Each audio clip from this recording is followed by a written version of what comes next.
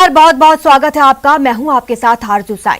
तो आतंकिस्तान के आका यानी इमरान खान आजकल आतंकी संगठन हमास के रास्ते कदम पर चल रहे हैं। इतना ही नहीं, उन्होंने घाटी में आतंक फैलाने के लिए फंडिंग का डी रूट खोल दिया है। भारत की बात करें तो यहाँ की दो बेटियां आजकल इजराइल की सेना में अपना दमखम दिखा रही हैं और कनाडा में निठारी जैसा एक कांड सामने आया। आज हम अपने इस खास शो में आपको यही सब बताने वाले हैं। तो शुरू करते हैं आज की स्पेशल रिपोर्ट का सिलसिला।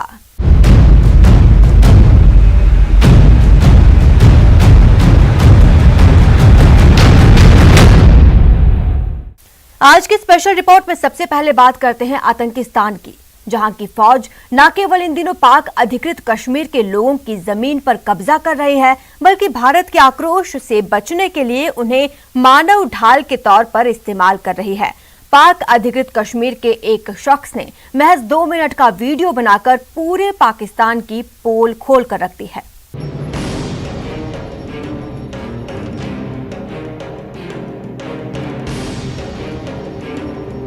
ये देखें जनाब, वीडियो बनाने का मकसद ये था कि ये मशकें कोई जा रही हैं फौज की।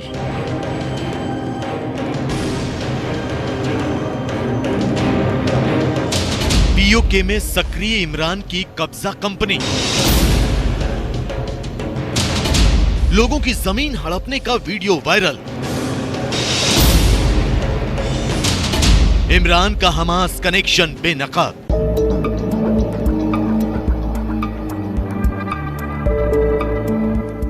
पाकिस्तान की सेना और वहां की सरकार पीओके के बाशिंदों पर जुल्म कर रही है, ये तो पूरी दुनिया को पता है।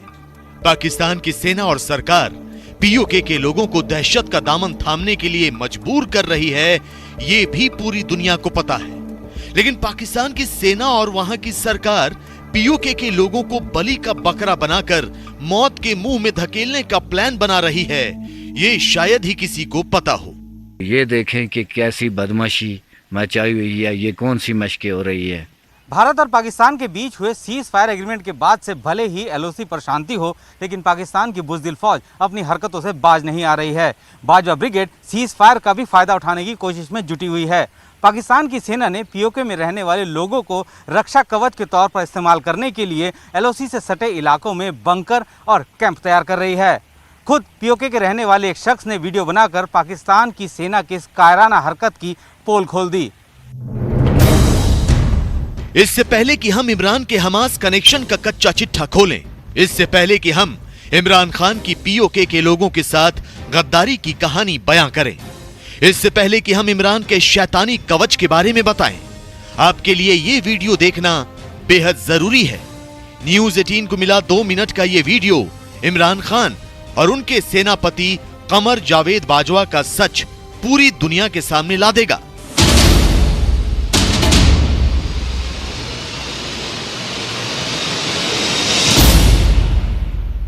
अस्सलाम वालेकुम व रहमतुल्लाहि व बरकातुहू।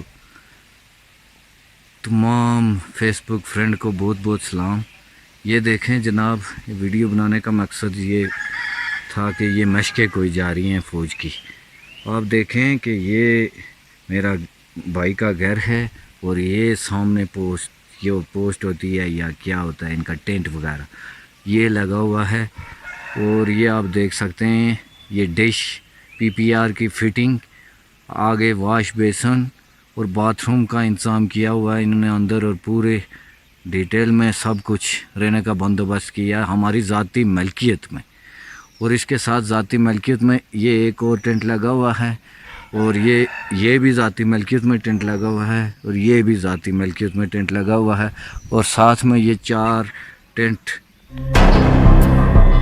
पाकिस्तान के कब्जे वाले कश्मीर यानी पीओके का रहने वाला एक शख्स बता रहा है कि उसके भाई की जमीन पर पाकिस्तान सेना ने गैर कानूनी तरीके से कब्जा कर लिया है। 2 मिनट के इस वीडियो में यह शख्स बता रहा है कि उसके भाई की जमीन पर पाकिस्तान सेना ने 1-2 नहीं बल्कि पूरे 4 टेंट गाड़ दिए हैं। हालांकि टेंट के अंदर क्या है ये तो साफ साफ पता नहीं चल रहा, लेकिन टेंट के बाहर डिश टीवी की छतरी और वॉश बेसिन जरूर दिखाई पड़ रही है। ये इस टेंट की बैक साइड पे हैं 4 टेंट और लगे हुए हैं। जब मेरी इनसे बात हुई तो इन्होंने बोला जी कि हम 2 दिन में चले जाएंगे। फिर मैं आया, फिर मैं वापस गया इनके पास, काफ़ी देर इनसे बात होती रही। इन्होंने कहा कि 5 दिन में चला जाएंगे। बात यह है कि जाने या न जाने की बात अलग है, लेकिन इनसे मैंने पूछा कि वो किसकी इजाज़त से आपने लगाया, ये ज़ाहिर है हमारी ज़ाती मलकियत है। तो इनके पास कोई जवाब नहीं था, और लिहाजा ये देखें, ये सीधी सीधी बदमाशी हो रही है। और ये साथ में ज़ाहिर है यहाँ मोहल्ले वाले होते हैं, और लड़कियाँ, बुज़ुर्ग, औरतें, बच्चे सब यहाँ से गुज़र होता है। और सुना है कि सुबह सुबह ये यहाँ खड़े होके जो है ना गुस्ल करते हैं और सरेआम गुस्ल करते हैं। ये साथ खड़े होके ये इस जगह पे ये गुस्ल करते हैं। तो ये देखें कि कैसी बदमाशी मचाई हुई है। वीडियो बनाने वाले पीओके के इस शख्स ने पाकिस्तान सेना के अधिकारियों से इस बाबत बातचीत भी करनी चाहिए, लेकिन कोई तैयार नहीं हुआ। मतलब साफ है, पाकिस्तान सेना इस शख्स के भाई की जमीन पर कब्जा कर चुकी है। सूत्रों से मिली जानकारी के मुताबिक यह वीडियो पीओके के रावलाकोट सेक्टर की तोली पीर तहसील का है। यह इलाका एलओसी से सटा हुआ है। साफ जाहिर है कि बाजवा की बुज़दिल फौज एलओसी से सटे इलाकों में अपनी ताकत बढ़ाने और वहां के लोगों को रक्षा कवच की तरह इस्तेमाल करने की फिराक में है। लेकिन इससे भी बड़ी बात तो यह है कि पाकिस्तान की फौज यहां के लोगों पर अत्याचार की हदें पार कर रही है। यकीन नहीं आता तो आपको पीओके के ही एक स्थानीय नागरिक की आप बीती सुनाते हैं, जिसमें वो बता रहा है कि किस तरह पाकिस्तान की सेना उनकी जमीन पर कब्जा करने के साथ उन्हें जानबूझकर परेशान भी कर रही है। हमास वाला काम कर रहे हैं कि हम लोगों को ह्यूमन शील्ड बना रहे हैं। जिस तरह हमास गाज़ा में उन्होंने फ़लस्तीनियों को ह्यूमन शील्ड बनाया हुआ है, ये तो हमारे घरों में, देहातों में जो है, घरों के अंदर और हमारी ज़मीनों के ऊपर ये टेंट लगा रहे हैं ना। ये देखें आप वीडियो, इसमें देखें, ये किसी ने भेजी है मुझे, बड़ी बहादुरी की है उसने। तो ये देखिए आप, डिश भी लगी हुई है और हमारी औरतें वहाँ से गुजरती हैं और ये नंगे होकर वहाँ नहाते हैं। कितनी बेशर्मी की बात है। वैसे इनको शर्म नहीं आती बिल्कुल। अब सवाल यह कि आखिर पाकिस्तान की फौज पीओके में अपना असली रंग क्यों दिखा रही है। दरअसल इसके पीछे हमास है। सही सुना आपने, हमास। जिस तरह फिलिस्तीन का आतंकवादी संगठन हमास वहां के लोगों को ह्यूमन शील्ड यानी मानव ढाल की तरह इस्तेमाल करता है, ठीक उसी तरह इमरान खान और उनके सेनापति कमर जावेद बाजवा पीओके के लोगों को मानव ढाल की तरह इस्तेमाल करना चाहते हैं। इसके लिए पाकिस्तान ने अपनी साजिश को अमली जामा पहनाना भी शुरू कर दिया है। पाकिस्तान सेना पीओके के उन इलाकों में अपनी छावनियां या कैंप बना रही है जिनकी एलओसी से दूरी बहुत कम है और वो रिहायशी इलाकों के बीचों बीच हैं। इसके बाद जानबूझकर हिंदुस्तान की सेना को उकसाने की कोशिश की जाएगी। अगर भारतीय सेना जवाबी कार्रवाई करेगी तो उसमें पीओके के मासूम लोग भी मारे जाएंगे। इससे पाकिस्तान की सेना को तो नुकसान कम होगा, लेकिन वो पीओके के लोगों की मौत का ढिंढोरा पीट सकेगी ताकि भारत को अंतर्राष्ट्रीय स्तर पर बदनाम किया जा सके। यह बहुत शर्म की बात है कि पाकिस्तानी सेना सिविलियन को ढाल की तरह इस्तेमाल कर रही है। आज की बात नहीं है, बहुत पुरानी बात है। जो जिस तरह के वेपन सिस्टम है उसके द्वारा पिन पॉइंट बर्बादी की जा सकती है। वो जहां भी होंगे, गांव के बीच में होंगे तो आसपास के 3 घर बचे रहेंगे और इनका जो मोर्चा है वो खत्म कर दिया जाएगा। ये वीडियो 2 साल पहले का है। इसमें पाकिस्तान सेना के अधिकारी विदेशी पत्रकारों और राजनीतिज्ञों को उन इलाकों का दौरा कराते नजर आ रहे हैं जहां उनकी शैतानी साजिश से भारी नुकसान हुआ था। भारत की जवाबी कार्रवाई से कई घरों को नुकसान पहुंचा था। लेकिन अब यह साफ हो गया है कि पाकिस्तान की सेना रिहायशी इलाकों के बीच छावनियां बनाकर किस तरह पीओके के लोगों को मानव ढाल की तरह इस्तेमाल करना चाहती है। हमास वाला काम कर रहे हैं कि हम लोगों को ह्यूमन शील्ड बना रहे हैं। जिस तरह हमास गाज़ा में उन्होंने फ़लस्तीनियों को ह्यूमन शील्ड बनाया हुआ है, ये तो हमारे घरों में, देहातों में जो है, घरों के अंदर और हमारी ज़मीनों के ऊपर ये टेंट लगा रहे हैं ना। ये देखिए आप वीडियो, इसमें देखें, ये किसी ने भेजी है मुझे, बड़ी बहादुरी की है उसने। तो ये देखिए आप, डिश भी लगी हुई है और हमारी औरतें वहाँ से गुजरती हैं और ये नंगे होकर वहाँ नहाते हैं। कितनी बेशर्मी की बात है, वैसे इनको शर्म नहीं आती बिल्कुल। पाकिस्तान सेना की ये साजिश ठीक वैसी ही है जैसा हाल ही में इजराइल और फिलिस्तीन के बीच हुए संघर्ष में आतंकी संगठन हमास ने किया था। हमास ने इजराइल पर हमला किया और मारे गए फिलिस्तीन के गाजा शहर के मासूम लोग।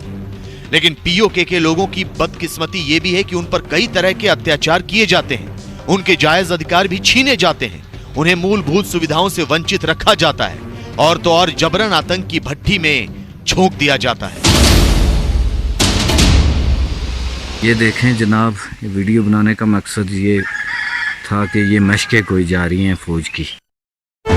पाकिस्तान न केवल पीओके के लोगों पर जुल्म कर रहा है बल्कि भारतीय जम्मू कश्मीर के सुधर रहे हालात को एक बार फिर बिगाड़ने की कोशिश में टेरर फंडिंग में लगा है। आइए दिखाते हैं आपको कैसे पाकिस्तान दुबई के रास्ते टेरर फंडिंग की कोशिश में है।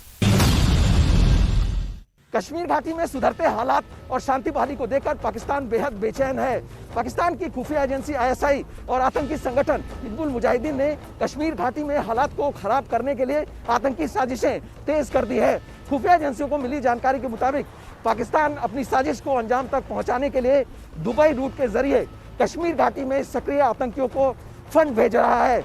घाटी में जब से आर्टिकल 370 हटा है और अलगाववादियों पर नकेल कसी गई है, तब से कश्मीर में आतंकी घटनाएं कम हुई हैं। सेना के ऑपरेशन में भी आतंकियों को चुन चुन कर ढेर किया जा रहा है। साथ ही सेना के अधिकारियों की बंदूक उठाने वाले नौजवानों को समझा बुझाकर शांति के रास्ते पर लाने की कोशिशें भी कामयाब हो रही हैं। महामारी के दौर में सेना और अर्धसैनिक बलों की मदद से भी कश्मीर के लोग अपना हित अहित समझने लगे हैं। घाटी के ऐसे हालात को देखकर पाकिस्तान समझ गया है कि कश्मीर का मुद्दा उसके हाथ से फिसल रहा है, इसलिए वो कश्मीर में आतंक की आग भड़काना चाहता है। पाकिस्तान की खुफिया एजेंसी आईएसआई और पाकिस्तान की सेना के प्रमुख जनरल कमर जावेद बाजवा ने कश्मीर घाटी में आतंक की आग और अशांति फैलाने की जिम्मेदारी सैयद सलाहुद्दीन के आतंकी संगठन हिजबुल मुजाहिदीन को दी है। हिज्ब सरगना की जड़ें कश्मीर घाटी से जुड़ी हुई हैं, लिहाजा पाकिस्तान हिज्ब सरगना के चेहरे का इस्तेमाल घाटी के नौजवानों को बरगलाने के लिए कर रहा है। अब हिजबुल मुजाहिदीन की टॉप लीडरशिप आईएसआई के साथ मिलकर फिर से अशांति भड़काने के लिए फंड भेज रहे हैं। कश्मीर घाटी में फंड पहुंचाने के लिए पैसा पाकिस्तान से पहले दुबई भेजा जाता है। इसके बाद दुबई में बैठे हवाला कारोबारी कश्मीर के हवाला कारोबारियों के जरिए घाटी में बैठे सक्रिय आतंकियों तक फंड भेजते हैं। घाटी में पहुंचने के बाद ये फंड हिज्ब कमांडर को मिलता है। हिज्ब कमांडर सुरक्षा बल के हाथों मारे गए आतंकियों के परिवार को भी कुछ फंड पहुंचाता है। पाकिस्तान घाटी में हिज्ब के जिला कमांडर को महीने का खर्च 2.5 से 3 लाख रुपए देता है। ये सारा पैसा पाकिस्तान हवाला के जरिए भेजता है। पैसे के जरिए एक बार फिर पाकिस्तान के आतंकी संगठन घाटी से उखड़े पांव जमाने की साजिश रच रहे हैं। खुफिया सूत्रों से पता चला है कि इस समय घाटी में 200 से ज्यादा आतंकी सक्रिय हैं। सेना और सुरक्षा बल ने आतंकियों के खिलाफ ऑपरेशन ऑल आउट छेड़ रखा है। एनकाउंटर के दौरान 2020 में 225 आतंकी मार गिराए गए। उससे पहले साल 2019 में 160 आतंकी मारे गए थे और 2018 में 250 से ज्यादा आतंकी ढेर किए गए थे। हालात ये हो चले हैं कि पाकिस्तान जैसे ही किसी नए चेहरे को कमांडर बनाकर उतारता है, वैसे ही सेना और सुरक्षा बल या तो उसे धर दबोचते हैं या फिर ढेर कर देते हैं। पाकिस्तान के आतंकी संगठनों को कश्मीर घाटी में कोई ऐसा चेहरा नहीं मिल पा रहा जिसे आतंक का पोस्टर बॉय बनाया जा सके। पाकिस्तान घाटी में इसलिए भी बड़े पैमाने पर फंडिंग कर रहा है ताकि घाटी के नौजवानों को बरगलाया जा सके। पाकिस्तान के आतंकी संगठनों के कई कमांडर सुरक्षा बलों और सेना ने मार गिराए हैं या फिर वो पकड़ लिए गए हैं। पैसे झोंककर पाकिस्तान कश्मीर घाटी में हालात को बिगाड़ना चाहता है। पाकिस्तानी आतंक नीति के बाद स्पेशल रिपोर्ट में बात करेंगे गुजरात की एक ऐसी बेटी की जो इन दिनों इजराइल में अपना दमखम दिखा रही हैं। जी हां, ये बेटी इजराइल की फौज में ट्रेनिंग ले रही हैं ताकि आतंकियों को सबक सिखा सके। इजराइल सिक्योरिटी फोर्सेस का दुनिया में लोहा माना जाता है। दुश्मन को नेस्त नाबूद करने में इजराइल सिक्योरिटी फोर्सेस की तूती बोलती है। आज दुनिया की सर्वश्रेष्ठ सेनाओं में इजराइल आर्मी का हिस्सा बन चुकी हैं गुजरात की 2 लड़कियां। सालों पहले गुजरात से इजराइल जाकर बसा मुलियासा परिवार आज अपनी 2 बेटियों को इजराइल सेना में देखकर फख्र महसूस कर रहा है। फख्र की वजह है ये तस्वीर। इस तस्वीर में बाईं ओर खड़ी है भारत की माटी की बेटी निशा और दाईं ओर खड़ी है रिया। गुजराती परिवार की ये दोनों लड़कियां अब इजरायली सेना की योद्धा हैं। निशा अब से 2 साल पहले इजराइल की सेना में भर्ती हुई थी। फिलहाल उनकी तैनाती म्यूनिकेशन फंड साइबर सिक्योरिटी में फ्रंटलाइन यूनिट हेड के तौर पर है। हाल ही में निशा ने फिलिस्तीन से युद्ध भी लड़ा है। निशा के पिता बेटी के काम से बेहद खुश हैं। मैं एक गुजराती इंडियन होने के नाते भी गौरव अनुभवता हूँ कि हमारे बच्चे वो इजराइल आर्मी में ये सर्विस प्रोवाइड कर रहे हैं और कंट्री को सेव कर रहे हैं। निशा के पिता इजराइल के बड़े कारोबारी हैं। दरअसल निशा के पिता जीवाभाई मुलियासा आज से 30 साल पहले गुजरात के जूनागढ़ से इजराइल जाकर बसे। शुरुआत में किराने की दुकान से अपना धंधा शुरू किया। अब कॉस्मेटिक, एग्रीकल्चर और सिक्योरिटी जैसे अलग अलग क्षेत्रों में अपना व्यवसाय कर रहे हैं। निशा के साथ खड़ी उसकी बहन रिया भी जल्द ही इजराइल आर्मी का हिस्सा बनने जा रही है। फिलहाल रिया की कमांडो ट्रेनिंग चल रही है। प्रिया को इजराइल सेना में देख उसकी चचेरी बहन रिया ने भी ठान लिया कि वो भी इजराइल सेना का हिस्सा बनेगी। 12वीं की पढ़ाई के बाद इजराइल सेना में भर्ती की परीक्षा दी और अब प्री सर्विस के तहत पिछले 3 महीनों से इजराइल सेना की सबसे कठोर कमांडो ट्रेनिंग ले रही है। रिया के परिवार का मानना है कि इजराइल सेना के सीक्रेट सर्विस, मोसाद या फिर साइबर सेल जैसे किसी भी यूनिट में भर्ती हो सकती है। स्पेशल रिपोर्ट में अब बात करते हैं एक ऐसी खबर की जिसे कनाडा का निठारी कांड कहा जा रहा है। कनाडा से आई एक खबर ने पूरी दुनिया को हिलाकर रख दिया है। दरअसल कनाडा के एक स्कूल में बच्चों का कब्रिस्तान मिला, जिसमें 1 या 2 नहीं बल्कि 215 बच्चों की कब्रें मिली हैं।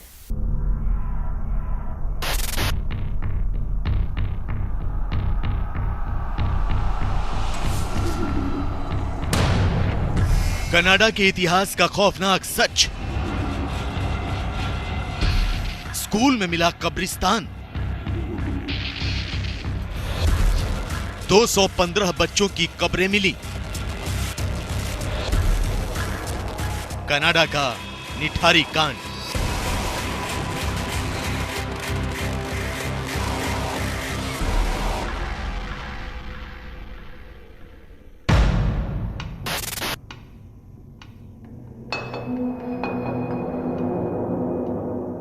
भारत में साल 2006 का निठारी कांड आज तक लोगों के दिलों में दहशत पैदा कर देता है। लेकिन निठारी कांड जैसा एक खौफनाक सच भारत से हजारों किलोमीटर दूर कनाडा में भी देखने को मिला। और इस दर्दनाक सच के सामने आने के बाद से ही पूरे कनाडा में हड़कंप मचा हुआ है। ये कनाडा के इतिहास में दर्ज वो खौफनाक और दर्दनाक सच है जिसे देख सुनकर हर कोई दहल गया है। ये कनाडा के पश्चिमी छोर पर बसे ब्रिटिश कोलंबिया का कैमलूप्स इंडियन रेजिडेंशियल स्कूल है।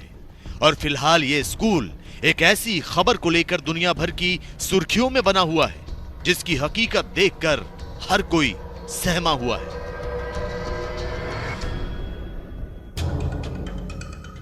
दरअसल स्कूल के कंपाउंड से 1-2 नहीं बल्कि 215 बच्चों के शव दफन होने का खौफनाक सच बाहर आया है।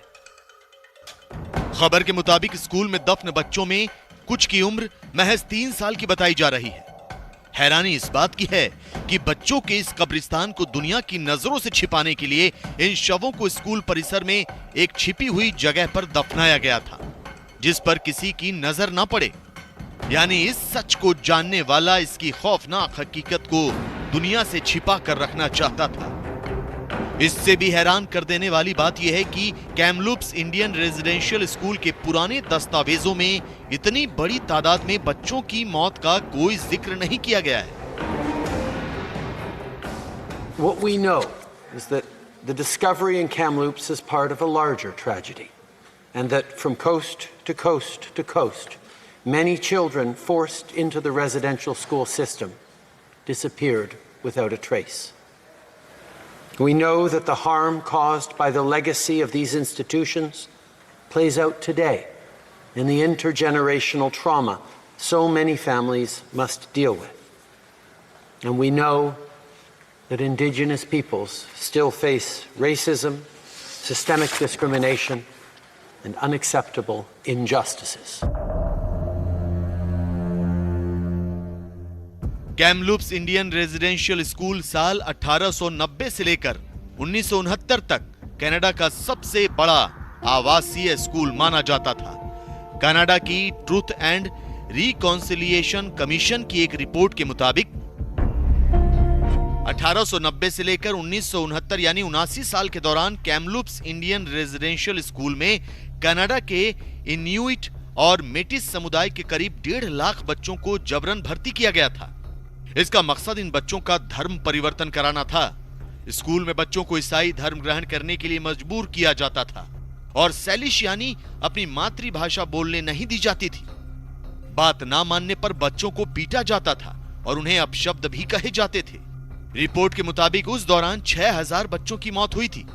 ट्रूथ एंड रिकॉन्सिलिएशन कमीशन ने 5 साल पहले यानी साल 2016 में स्कूल में बच्चों के साथ हुए दुर्व्यवहार पर विस्तृत रिपोर्ट भी दी थी। 2008 में तत्कालीन कनाडियाई सरकार ने संसद में इस पूरे प्रकरण पर माफी मांगी थी। इतना ही नहीं, सरकार ने आधिकारिक तौर पर स्कूल में बच्चों के शारीरिक और यौन शोषण की बात भी स्वीकार की थी। कैमलूप्स स्कूल को 1890 से 1969 तक कैथोलिक चर्च ने संचालित किया। इसके बाद कनाडा की संघीय सरकार ने कैथोलिक चर्च से स्कूल का संचालन अपने हाथों में ले लिया। 1978 में कैमलूप्स इंडियन रेजिडेंशियल स्कूल को हमेशा के लिए बंद कर दिया गया था। Saying sorry for the tragedies of the past is not enough. It is not enough for the children who died, for the families, or for the survivors and communities. Only with our actions can we choose a better path, and that is what our government will always try to do. British Columbia के first nation समूह के प्रमुख Rosen कैसमीर के मुताबिक पिछले हफ्ते जमीन में दफन चीजों का पता लगाने वाले रडार की मदद से उन्हें बच्चों के इस कब्रिस्तान का पता चला।